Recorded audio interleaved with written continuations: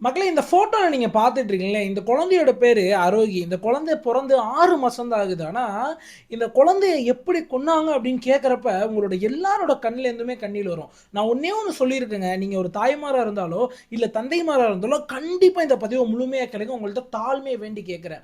அது மட்டும் இல்லாம, இந்த இடத்துல போலீஸ் கையில ஒரு கண்ணாடி ஜார் வச்சிருக்காங்கல்ல, அதுல சின்ன சின்ன பாகங்கள்லாம் எடுக்குறாங்க. அதுவும் எலும்பெல்லாம் வெறும் ஒரு ஜான் அளவு கூட அந்த எலும்புகள்லாம் இல்லையாம். அதெல்லாம் எடுத்து பொறுக்கி வச்சுட்டு இருக்காங்க. இந்த குழந்தை யாரு? இந்த குழந்தைக்கு என்ன ஆயிருச்சு? இந்த குழந்தைய இந்த நிலைமைக்கு உள்ளாக்குனது யாரு? அந்த ஜார் பத்தி என்னது? இது கோர்ட்ல எப்படி இது வந்து தீர்ப்பு வழங்குனாங்க? அது மட்டும் இல்லாம போலீஸ் ஏன் எலக்ட்ரிக் ஷாக் குடுத்தாங்க ஜெயிலுக்குள்ள அப்படின்றதெல்லாம் கேட்கிறப்ப உங்களோட ரத்தமே உறைஞ்சிரும் அப்படின்றத சொல்லலாம். மறக்காம முழு கதைய தெரிஞ்சுக்க வீடியோவ முழுசா பாருங்க. நம்மளோட சேனலுக்கு புதுசா வந்திருக்கீங்க அப்படின்ற பட்சத்துல ஒரு லைக் பண்ணிட்டு மறக்காம சப்ஸ்கிரைப் பண்ணிக்கங்க. இந்த கிரைம் கதையை முழுசா சொல்றதுக்கு முன்னாடி இந்த குடும்பத்தை பத்தி சொல்லிடுறேன்.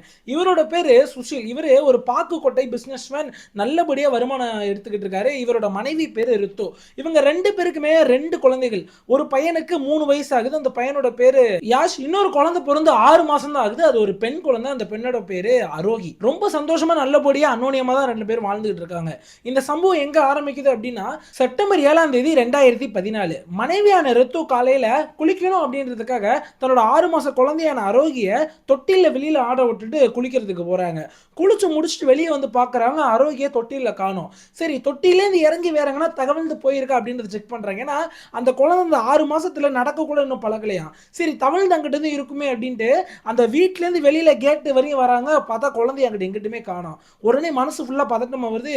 அந்த வீட்டை சுத்தியே ஃபுல்லா அந்த கொல்லப்புறம் எல்லா சைடும் தேடுறாங்க, குழந்தைய காணோம். உடனே பக்கத்துல உள்ள நெய்பர்ஸ் எல்லார்ட்டையும் போய் கதவை தட்டி அழுவ ஆரம்பிக்கிறாங்க. அடிச்சு என் குழந்தைய காணோம், குழந்தைய காணோம்னு எல்லாருமே அந்த இடத்துல தேட ஆரம்பிக்கிறாங்க.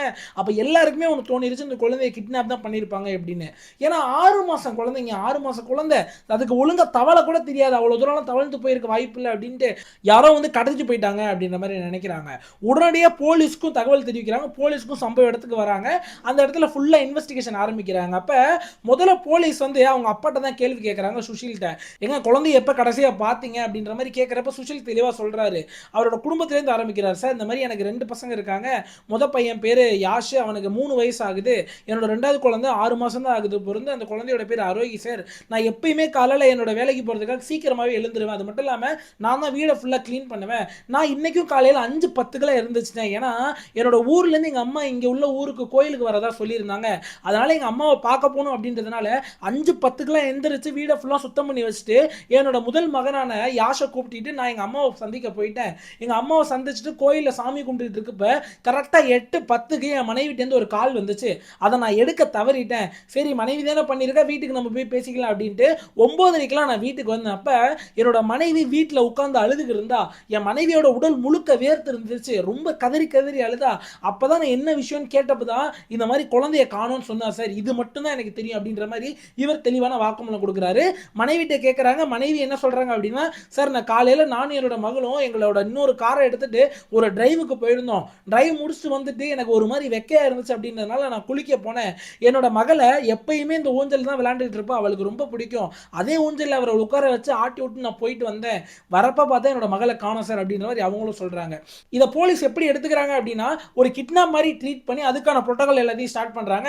இன்வெஸ்டிகேஷனை சுத்தி முத்தி ஆரம்பிக்கிறாங்க. கிட்டத்தட்ட ஒரு 72 மணி நேரம் ஆச்சு. தோராயமா சொல்லணும் அப்படின்னா 3 நாள் ஆயிருச்சு. எந்த ஒரு தகவல், எந்த ஒரு க்ளூ எதுவுமே கிடைக்கல. இன்னொன்னு போலீஸ் அந்த 3 நாள் எதுக்காக வெயிட் பண்ணாங்க அப்படின்னா கண்டிப்பா கிட்னாப் பண்ணியிருந்தா எதுனா வந்து கால்ஸ் வந்திருக்கும் பணம் கேட்டு. இன்னும் கால்ஸ் வரல அப்படின்ற மாதிரி அந்த ஒரு நோக்கத்திலுமே யோசிச்சுக்கிட்டு இருக்காங்க. உடனே அங்க உள்ள போலீஸ் என்ன செய்யறாங்க அப்படின்னா இதை கிட்னாப் கண்ணோட்டத்துல பார்க்காம ஒரு மர்டர் கண்ணோட்டத்துல பாக்குறாங்க.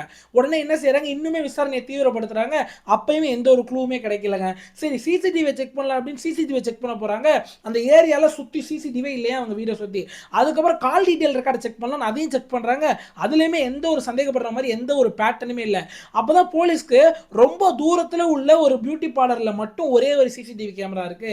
அந்த சிசிடிவி கேமராவுமே ஒரு 2 ரோட ஃபோக்கஸ் பண்ணி இருக்கு. அதுல ஒன் ஆஃப் தி ரோடு வந்து இந்த ரித்து ஃபேமிலி வசிக்கிற ஒரு பகுதியை வந்து நோக்கி போற மாதிரி இருக்கு அப்படின்றத கண்டுபிடிக்கிறாங்க. உடனே அந்த ஒரு சிசிடிவி ஃபுட்டேஜ் எல்லாம் கலெக்ட் பண்றாங்க. கலெக்ட் பண்ணி செப்டம்பர் 7ஆம் தேதி 2014 காலையில 8 மணில இருந்து சிசிடிவி போட ஆரம்பிக்கிறாங்க. அப்ப கரெக்டா ஒரு 8:10 இருந்து 8:30 போலங்க ஒரு ஸ்கூட்டில ஒரு பெண் வந்துகிட்டு இருக்காங்க. அதை பார்த்தோன்னே போலீஸ் என்ன சந்தேகப்படுறாங்க அப்படின்னா, இந்த பெண்ணை எங்கேயோ பார்த்த மாதிரியே இருக்கே அப்படின்னு சந்தேகப்படுறாங்க. ஆனா முகம் ஃபுல்லாவே கவர் செய்யப்பட்டிருக்கு. அப்ப அந்த போலீஸ்லாம் அந்த பெண் எங்கிட்டு போறாங்க அப்படின்றது அப்படியே அந்த செயின் ஆஃப் சிசிடிவி வச்சு கேட்ச் பண்ண பார்க்குறாங்க. அதுக்கு அங்கிட்டு சிசிடிவியே இல்ல. வெறும் ஒரே ஒரு ஃபுட்டேஜ் தான் இருக்கு. அந்த பியூட்டி பார்லர்லேருந்து எடுக்கப்பட்ட ஃபுட்டேஜ். ஒரு பெண் அதில் கிராஸ் பண்ணி போறாங்க. அப்ப ஒன் ஆஃப் த கான்ஸ்டபிள் அந்த சிசிடிவியை பார்த்தது, சார் இந்த பாருங்க சார் இங்க என்னமோ இருக்கு சார் அப்படின்னு காட்டுறாரு. எல்லா போலீஸும் அந்த இடத்துல விட்டு பார்க்குறாங்க. அதாவது இந்த இடத்துல நீங்க காட்சியில பார்க்கலாம், ஒரு பெண் வந்துகிட்டு இருக்காங்க இல்லையா, அந்த ஸ்கூட்டில அந்த பெண் மட்டும் இல்லைங்க, அதுக்கு ஒரு வெஜிடபிள் பையும் அதுல இருந்திருக்கு. இன்னொரு முக்கியமான விஷயம், அந்த பையிலேருந்து ஏதோ ஒரு பூசணிக்காய், சின்ன பூசணிக்காய் மாதிரியான ஒரு ஒரு ஒரு ஷேப் வந்து அந்த பைக்கு வெளியில வந்து தெரியுற மாதிரி தெரிஞ்சிருக்கு. ஆரம்பத்தில் அது ஏதாவது காய்கறியா இருக்கலாம் அப்படின்னு நினைக்கிறாங்க. ஆனா இன்னுமே க்ளோஸ் பண்ணி ஸ்லோ மோஷன்லாம் பண்ணி பார்க்குறப்ப அது ஒரு குழந்தையோட தலை மாதிரியே இருந்திருக்கு. அந்த காது, அந்த முடி எல்லா பேட்டர்னுமே தெரிஞ்சிருக்கு. உடனே அதிர்ச்சியான போலீஸ் என்ன செய்யறாங்க அப்படின்னா, நம்மளால இதை பார்த்தோன்னே கண்டுபிடிக்க முடியாது அப்படின்றதுனால அந்த ரித்து, சுஷில் 2 பேரையும் கூப்பிடுறாங்க. கூப்பிட்டு இந்த பெண்ணை நீங்க எங்கனா பார்த்திருக்கீங்களா? இது யாருன்னு உங்களுக்கு தெரியுமா? இது உங்களோட குழந்தை தலை மாதிரியே இருக்கே. நீங்க என்ன நினைக்கிறீங்க அப்படின்னு பார்க்குறப்பயே அந்த கணவனான சுஷிலும் அவருக்கு பக்கத்திலே ரித்துவும் உட்கார்ந்து தான் அந்த ஒரு மானிட்டர்ல அந்த காட்சியை பார்த்துக்கிட்டு இருக்காங்க. பார்த்துக்கிட்டு இருக்கப்பங்க ஒரு 2, 3 செகண்ட் கூட இல்ல, கணவரான சுஷில் என்ன செய்றாரு, நேரா தன்னோட மனைவியை பார்த்து முறைக்க ஆரம்பிக்கிறாரு. முறைச்சவர் மட்டும் இல்லாம ஒரு 2 செகண்ட்லயே கதறி அழுவ ஆரம்பிக்கிறாரு. ஏன் இப்படி பண்ண அப்படின்ற கேள்வியை எழுப்ப ஆரம்பிக்கிறாரு. அப்பதான் போலீஸ்க்கு தெளிவா தெரியுது, அந்த ஒரு ஸ்கூட்டில போனவ யாரும் கிடையாது, மனைவியான ரித்து தான் அப்படின்றது. இன்னொரு விஷயமும், அந்த ஒரு பையில ஒரு பூசணிக்காய் மாதிரி ஒரு ஷேப்ல ஒன்று இருந்துச்சுல, ஒரு குழந்தையோட தலை, அந்த குழந்தையுமே யாரு அப்படின்னா இந்த 6 மாசமான ஆரோக்கியம்னு தெரிய வருது. உடனே அந்த ஒரு பொம்பளை அரெஸ்ட் பண்ணி இன்வெஸ்டிகேஷன் ஆரம்பிக்கிறாங்க. ஆரம்பத்தில் போலீஸ் ரொம்ப கஷ்டப்படுறாங்க. ஏன்னா எதுவுமே சொல்ல மாட்டாங்க, அமைதியாவே தான் இருந்திருக்கா. இவங்க கேள்வி கேட்க கேட்க எந்த ஒரு பதிலுமே பேசாம ரொம்ப அமைதியாவே இருந்திருக்கா. அப்புறம் பெண் போலீஸ் ஆஃபீஸர்ஸை வச்சு கேள்வி கேட்க ஆரம்பிக்கிறாங்க. அப்பதான் ஒரு சில பதில்களை சொல்லியிருக்கா. இங்க பாருங்கம்மா, எனக்கு 2 பிள்ளைங்க, 3 வயசுல ஒரு பையன் யாஷ், அது 6 மாசம் குழந்தை அரோகி. எனக்கு என்ன நடந்துச்சு அப்படின்னா, 2வது பெண் குழந்தை பிறந்த அப்புறம் நான் ரொம்ப டிப்ரெஷனுக்குள்ள போனேன்.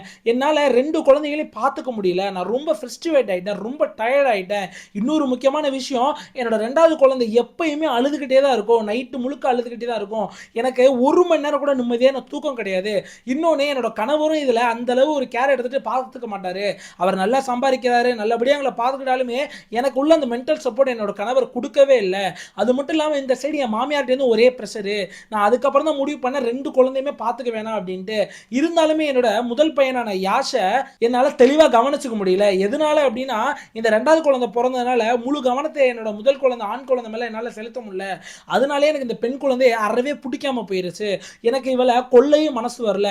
அதனால தான் செப்டம்பர் 7ஆம் தேதி காலையில கிட்டத்தட்ட ஒரு 8:20 போல என்னோட குழந்தைய ஒரு காய்கறி பைக்குள்ள வச்சு எடுத்துட்டு போயிட்டு ஒரு ட்ரைனேஜ், அதுவுமே ரொம்ப டாக்ஸிக்கான அசிட்டிக்கான ட்ரைனேஜ், இந்த மெடிக்கல் வேஸ்ட்லாம் கொட்டக்கூடிய ட்ரைனேஜ், அந்த ட்ரைனேஜில் போயிட்டு உயிரடியே தூக்கி எறிஞ்சிருக்கா அந்த குழந்தைய. என்ன தெரியுமா அங்க நடந்துச்சு? இதெல்லாம் சொன்ன உடனே போலீஸ் அந்த சம்பவ இடத்துக்கு போறாங்க. சம்பவ இடத்துக்கு போயிட்டு குச்செல்லாம் வச்சு நோண்டுறாங்க. அந்த குழந்தையோட பாடி கிடைக்கவே இல்லைங்க. அப்பதான் அந்த குழந்தையோட ஒரு சில உடல் பாகங்கள் கிடைக்குது. சின்ன லெஃப்ட் ஹேண்டா இருக்கட்டும், அந்த குழந்தையோட காது, இந்த மாதிரி விஷயங்கள்லாம் கிடைக்குது. அதுக்கப்புறம் அந்த பாடி கிடைக்குது. அந்த பாடியை எடுக்கிறப்பே போலீஸ் என்ன நோட் பண்றாங்க அப்படின்னா, அந்த பாடி பாதி டீகம்போஸ் ஆன நிலைமையில இருக்கு. அது எப்படி 3 நாள்ல இவ்வளோ டீகம்போஸ் ஆயிருக்கும் அப்படின்னு எல்லாருக்குமே கேள்வி. ஏன்னா அந்த ஒரு சாக்கடை வந்து ரொம்ப அசிட்டிக்கான சாக்கடை அப்படின்னு சொல்றாங்க. உடனே ஃபாரன்சிக் டீமும் அந்த இடத்துக்கு வராங்க.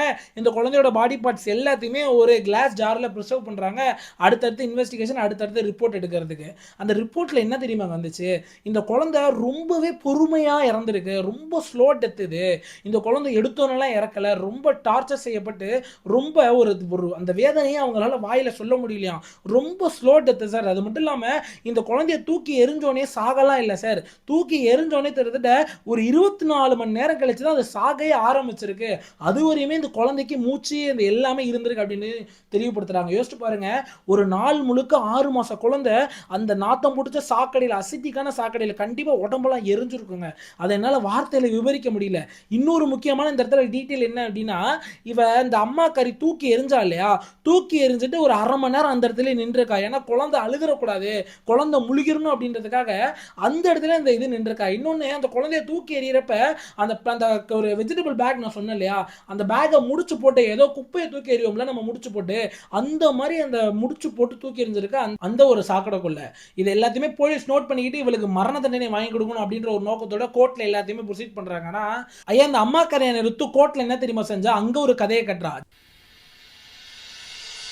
ஜட்ஜிட்ட என்ன சொல்றா அப்படின்னா, சார் நல்லா ஒண்ணே ஒண்ணு புரிஞ்சுக்கங்க. என்னோட 2வது குழந்தை பொறந்ததுலேருந்தே என்னோட மாமனார், மாமியார் என்கிட்ட ஒழுங்கா பேசுறது இல்ல. இன்னொரு முக்கியமான விஷயம், என்னோட மாமியார், மாமனாருக்கு அதிகமா இந்த பிளாக் மேஜிக், இந்த பில்லி சூனியம் இந்த மாதிரியான சடங்கு மேல அதிக நம்பிக்கை இருந்துருச்சு.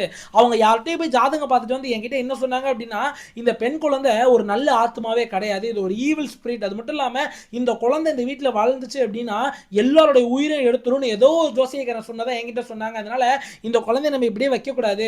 புருஷனுக்கு தெரியாம அந்த குழந்தைய எதனா செஞ்சிடணும் அப்படின்னு சொந்த மாமனார் மாமியே சொன்னதா ஜட்ஜிட்ட சொல்லியிருக்கா. அவங்க தான் சார் கொலை பண்ணிட்டு என்ன இந்த மாதிரி போய் தூக்கி எறிஞ்சிட்டு வர சொன்னாங்க அப்படின்னு சொல்லியிருக்கா. ஆனா இது முற்றிலும் பொய். இன்னொன்னு அவ சொல்றா, என்ன சொல்றா அப்படின்னா, சார் என்கிட்ட போலீஸ் வந்து ஒரு வெத்து பேப்பர்ல கையெழுத்து வாங்கினாங்க. அந்த கையெழுத்துக்கு வாங்குறதுக்கு முன்னாடி என்ன கொடூரமான முறையில் எனக்கு எலக்ட்ரிக் ஷாக் கொடுத்தாங்க. நான் என்னையே மறந்துட்டேன். எனக்கு எலக்ட்ரிக் ஷாக் கொடுத்ததுனால நான் இறந்துருவணுன்ற பயத்தில் மட்டும்தான் அந்த போலீஸ் கொடுத்த ஒரு வெத்துத்தாளில் நான் கையெழுத்து போட்டேன். நான் வெத்துத்தாளில் கையெழுத்து போட்டேன்னு நான் சொன்ன வாக்குமூலம்னு சொல்லி அவங்களா ஏதோ ஒன்று டைப் அடிச்சு உங்கள்கிட்ட கொண்டு வந்து கொடுக்குறாங்க சார். இந்த போலீஸும் அந்த மாமனார் மாமியார் எடுத்து காசு வாங்கிட்டாங்க அப்படின்னு போலீஸ் மேலேயுமே ஒரு மிகப்பெரிய குற்றச்சாட்டு அந்த இடத்துல வைக்கிறா. உடனே ஜட்ஜ் எல்லாமே சொல்றதெல்லாம் உண்மை அப்படின்ற மாதிரி நம்பிக்கிட்டு இருக்கப்பயே இவன் இந்த சைட்ல இருந்து போலீஸ் எல்லா எவிடன்ஸுமே சமர்ப்பிக்கிறாங்க.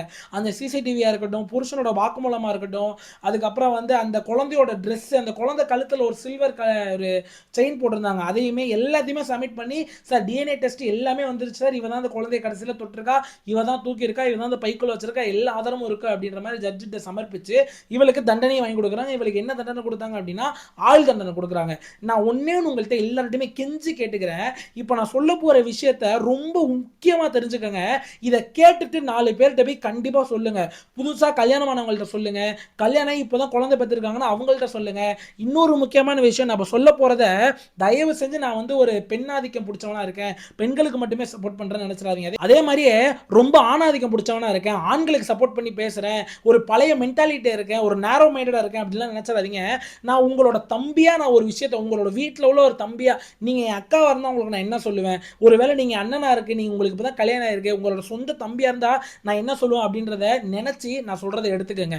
அதாவது பிபிடி அப்படின்னு ஒரு விஷயம் இருக்குங்க. இது வந்து நம்ம தமிழ் மக்கள் யாருமே இதை ஒரு பொருட்டாவே நினைக்கிறது கிடையாது. இந்த பிபிடி அப்படின்னா போஸ்ட் பார்ட்டம் டிப்ரெஷன் அப்படின்னு சொல்லுவோம். அதாவது புதுசா கல்யாணமாகி குழந்தை பெத்துக்கிறாங்க இல்லையா, முதல் குழந்தையா இருக்கட்டும் இல்ல 2வது குழந்தையா இருக்கட்டும், அந்த குழந்தை பெத்துக்கிட்ட அப்புறம் ஒரு வருஷமோ இல்ல ஒரு 1.5 வருஷமோ இந்த பிபிடி ஒரு சில பெண்களுக்கு இருக்கும். அதாவது ரிசர்ச், இந்த சயின்டிபிக் ரிசர்ச் என்ன சொல்லுது அப்படின்னா 100% பெண்களுக்கு இது கண்டிப்பா இருக்கும் அப்படின்னு சொல்றாங்க. அது மட்டும் இல்லாம இப்ப ரீசெண்டா எடுத்த ரிசர்ச்ல என்ன சொல்றாங்க அப்படின்னா 25% வரை பெண்களுக்கு, இந்த மாடர்னான சிட்டிஸ்லாம் இருக்குல்ல அந்த மாதிரி இடங்கள்ல 25% பெண்கள் வரையுமே இந்த ஒரு பாதிப்பு இருக்கலாம், போஸ்ட்மார்ட்டம் டிப்ரெஷன் அப்படின்றது சொல்றாங்க. அதாவது இதை நீங்க சாதாரணமா ஒரு டிப்ரெஷன் நினைச்சிட்டு போயிடக்கூடாதுயா. இது பயாலஜி சம்பந்தப்பட்டது, சைக்காலஜியில் சம்பந்தப்பட்டது, இன்னொன்று என்விரான்மெண்ட் சுற்றுச்சூழல் சம்பந்தப்பட்டது. நான் ஒன்னே ஒன்று சொல்லிக்கிறேன், நீங்க கணவன்மார்களா இருந்தீங்க அப்படின்னா உங்களோட மனைவி இப்பதான் ஒரு குழந்தைய பெத்து எடுத்திருக்காங்க அப்படின்னா தயவு செஞ்சு ஒரு 2-3 வருஷத்துக்கு சுத்தி உள்ள எல்லாத்தையும் மறந்துருங்க. உங்களோட உலகத்துல 2 பேரை மட்டும் வைங்க. ஒன்னு மனைவி, அதுவும் முதல்ல மனைவியை வைங்க, 2வது உங்களுக்கு பிறந்த குழந்தைய வைங்க. ஏன்னா ஒரு உயிர் அந்த உலகத்துக்கு கொண்டு வந்திருக்காங்க இல்லையா, அது ஒரு சாதாரண விஷயம் கிடையாது. அதுக்கப்புறம் இந்த போஸ்ட்மார்ட்டம் டிப்ரெஷன் அவங்க ஒன்ஸ் போயிட்டாங்க அப்படின்னா அவங்களை ரெக்கவர் பண்றதுல தான் அவங்களோட முழு கவனம் இருக்கணும். அதாவது இந்த போஸ்ட்மார்ட்டம் டிப்ரெஷனுக்கு போற பெண்கள் மேக்ஸிமம் ஆஃப் த பீப்புள் தன்னோட உயிரை தானே, நான் அதை ஓப்பனாக சொல்லக்கூடாது, இது நிறைய நடந்திருக்கு, அவங்களுக்கு அந்த மாதிரியான தாட்ஸ்லாம் வரும். ஏன்னா அந்த மாதிரியான ஹார்மோனல் சேஞ்சஸ் உடம்பு முழுக்க ஏற்படும். அதனால தயவு செஞ்சு அவங்கள தன்னந்தனியாக அந்த பிள்ளைய பார்த்துக்கிறதுக்கு விடாதீங்க. ஒரு குழந்தைய பார்த்துக்கிறது, உங்களோட பிள்ளைய பார்த்துக்கிறது ஒரு தாயோட கடமை கிடையவே கிடையாது. ஒரு தாயோட கடமை கிடையவே கிடையாது. அது ஒரு குடும்பத்தோட கடமை. இதை மட்டும் தெளிவாக புரிஞ்சுக்குங்க. நீங்கள் நம்ம என்னதான் வெளியில் போய் சம்பாரிச்சு வீட்டுக்கு வந்து கொட்டாலுமே ஒரு பிள்ளைய பார்த்துக்கிறது தாயோட கடமை மட்டும் கிடையாது, அது ஒரு குடும்பத்தோட கடமை. அந்த குடும்பத்தில் யார் யார் இருப்பா, கணவன் இருப்பாரு, மாமனார் இருப்பாங்க, மாமியார் இருப்பாங்க, இந்த மாதிரியான விஷயங்கள் இருக்குல்ல. அதனால தயவு செஞ்சு தாய்மார்களை தனியா குழந்தைகளை பார்த்துக்க அனுமதிக்காதீங்க, விடாதீங்க. நீங்களும் சேர்ந்து பார்த்துங்க. ஏன்னா அவங்களுக்கு அதுவே ஒரு மாதிரி டிப்ரெஷன் ஆயிரும். இந்த இடத்துல பாருங்களேன், இந்த ரித்துவுக்கு கொஞ்சம் இவரோட ஹஸ்பண்ட் வந்து சப்போர்ட் கொடுத்துருந்தாரு அப்படின்னா, இந்த சரி நீ தூங்குமா, நீ வேற ரூம்ல போய் தூங்கு, குழந்தை அளவுதான் நான் பார்த்துக்கிறேன் அப்படின்ற மாதிரி ஒரு எமோஷன் சப்போர்ட் இருந்திருந்தா அந்த கொலை நடந்திருக்காது அப்படின்ட்டு நான் சொல்லல, பெரிய பெரிய வல்லுநர்கள் சொல்றாங்க, பெரிய பெரிய டாக்டர் சொல்றாங்க. அதனால இந்த போஸ்ட்மார்ட்டம் போஸ்ட்மார்டம் டிப்ரஷன் அப்படின்றது எந்த ஒரு பொய்யான தகவலும் கிடையாது. இது ஒரு முற்றிலும் உண்மை. அதனால ரொம்ப ஜாக்கிரதையா உங்களோட மனைவியும் உங்களோட குழந்தையும் பார்த்துக்கங்க. 2வது விஷயம் என்னன்னா, நம்ம ஈஸியா ஒரு வார்த்தையில சொல்லிரலாங்க. "என்னடா தம்பி நீ இப்ப உள்ளவங்களுக்கு இவ்வளவு சப்போர்ட் பண்றியே, அந்த காலத்துல நம்மளோட அம்மா அப்பாலாம் கிட்டத்தட்ட 10 குழந்தைகள பெத்து அவங்கள வளர்க்கலையா? அப்பலாம் எங்கடா இருந்துச்சு போஸ்ட்மார்டம் டிப்ரஷன்?" அப்படின்லாம் கேட்காதீங்க. நம்மளோட உலகம் எவ்வளவோ எவலாயிட்டு இருக்கு. என்ன சயின்டிஃபிக் ரீதியா இருக்கட்டும், நம்மளோட உடம்பு பயாலஜிக்கல் ரீதியா இருக்கட்டும், நெறைய விஷயங்களுங்க அப்ப இருந்த பெண்களையும், இப்ப இருந்த பெண்களையும் ஒப்பிடுறதே ஒரு கேவலமான விஷயம் அப்படின்றது தான் நான் சொல்லுவேன். ஏன்னா, அப்ப இருந்த சூழ்நிலை வேற, அப்ப இருந்த என்விரான்மென்ட் வேற, இப்ப இருக்க சூழ்நிலை வேற. அப்பலாம் கூட்டு குடும்பமா வாழ்ந்துட்டு இருந்தாங்க, சந்தோஷமா இருந்தாங்க. ஒரு குழந்தைய அம்மா மட்டும்லாம் பார்த்துக்க மாட்டாங்க. எல்லாருமே பார்த்துப்பாங்க. ஆனா இப்ப அப்படி இருக்கா? கண்டிப்பா கிடையாது. அதனால இத நீங்க ஒப்பிட்டே பார்க்காதீங்க. இன்னும் என்ன சொல்றாங்க அப்படின்னா, இந்த ஜென்ஸி இருக்காங்கல்ல, அதாவது இப்ப ஒரு 2000க்கு அப்புறமா இருக்கட்டும், இல்ல ஒரு 1995க்கு அப்புறம் பிள்ளை பெத்துக்கிறவங்களுக்கு இந்த ஒரு போஸ்ட்மார்டம் டிப்ரஷன் அதிகமாவே காணப்படுது அப்படின்றத சொல்றாங்க. தயவு செஞ்சு ஒரு ஆணா இருந்தீங்க அப்படின்னா, உங்களோட குடும்பத்துல உள்ள ரெஸ்பான்சிபிள் எடுத்துக்கங்க அப்படின்றத தெளிவா சொல்றேன். அத மறந்துறாதீங்க. உங்களோட மனைவிக்கு கண்டிப்பா நீங்க ஹெல்ப் பண்ணியே ஆகணுங்க இந்த மாதிரியான விஷயத்துல. குழந்தைகள பார்த்துக்கிறதா இருக்கட்டும், உங்களோட அதாவது இப்பதான் ரீசென்ட்டா வந்து ஒரு குழந்தைக்கு ஒரு பர்த் குடுத்துருக்காங்க அப்படின்னா, வீட்டு வேலைய பாருங்க. ஒண்ணும் தப்பே கிடையாதுங்க. At the end of the day ஒரு குடும்பம்னா நம்மளுக்கு முதல்ல குடும்பம் தாங்க. உலகத்துல வேற எதுவுமே கிடையாதுங்க. அதனால தயவு செஞ்சு நான் உங்கள்ட்ட கெஞ்சி கேட்டுக்கிறேன். உங்களுக்கு இப்பதான் குழந்தை பொறந்திருக்கு அப்படின்னா, உங்களோட மனைவிய நல்லா பார்த்துக்கங்க. நல்லா பார்த்துக்கிறதுன்னா காசு பணம் குடுக்குறது மட்டும் கிடையாது. ஒரு வேலையில ஒத்தாசையமா இருக்குது, குழந்தைய பார்த்துக்கிறது. தயவு செஞ்சு அத பண்ணுங்கன்னு கேட்டுக்கிட்டு இந்த வீடியோல இருந்து விடைபெறுறேன். இதுக்கு மேல எனக்கு இதுல பேசுறதுக்கு எதுவுமே இல்ல. நான் எதனா தப்பா பேசியிருந்தா தயவு செஞ்சு என்ன மன்னிச்சிடுங்க. நன்றி, வணக்கம்.